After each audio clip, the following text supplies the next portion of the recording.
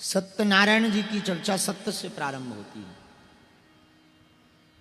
अच्छा, इसको कई लोगों ने केवल कथा मान लिया है कि 5 अध्याय सुन लो, घंटिया बजाओ, बढ़िया पंजीरी खा लो हो गई सत्यनारायण।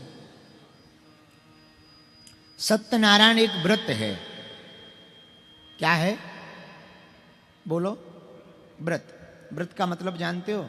संकल्प लेना कि हम व्रत ले रहे हैं। हम लोग कहते हैं ना कि हमने व्रत लिया कि हम चप्पल नहीं पहनेंगे, पादुका पहनेंगे, खड़ाऊ पहनेंगे। कोई लोग कह देते हमने व्रत लिया कि हम इस नवरात्रि में अन्न नहीं खाएंगे, फल खूब ठूस ठूस के खाएंगे। कहते ना ऐसे।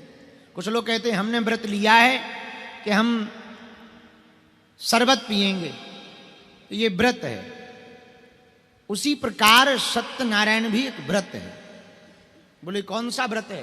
बोले सत्य बोलने का व्रत ही सत्यनारायण है।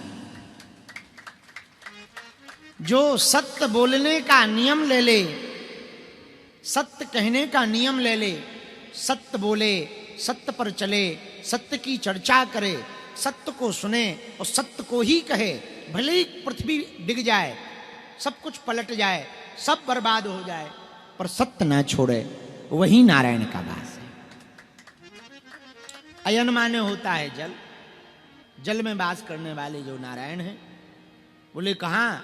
बोले जल में वास करने वाले, क्षीर सागर में वास करने वाले नारायण प्रभु तो हैं, लेकिन वो कहाँ वास करते? बोले जहां सत्य है वहीं नारायण रहते। कई लोग पूछते भगवान का पता बताओ।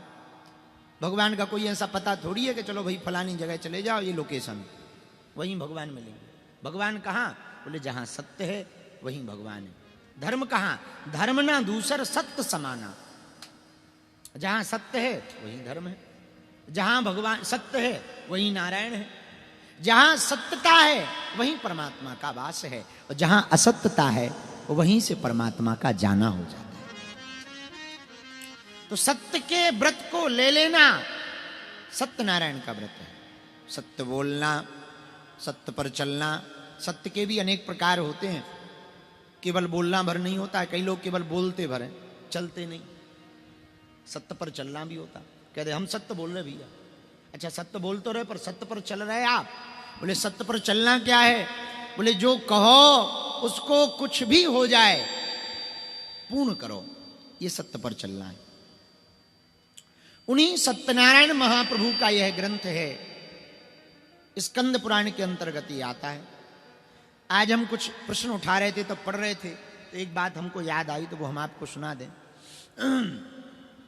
किसी ने कहा कि सत्यनारायण जी की कथा तो है ही नहीं है, उसमें तो ये बताया है कि उसने किया तो ऐसा हुआ, उसने कथा सुनी तो ऐसा हुआ 5वें अध्याय में। वो कथा कौन सी है जो लकड़हारी ने सुनी थी तो उसकी दरिद्रता मिट गई?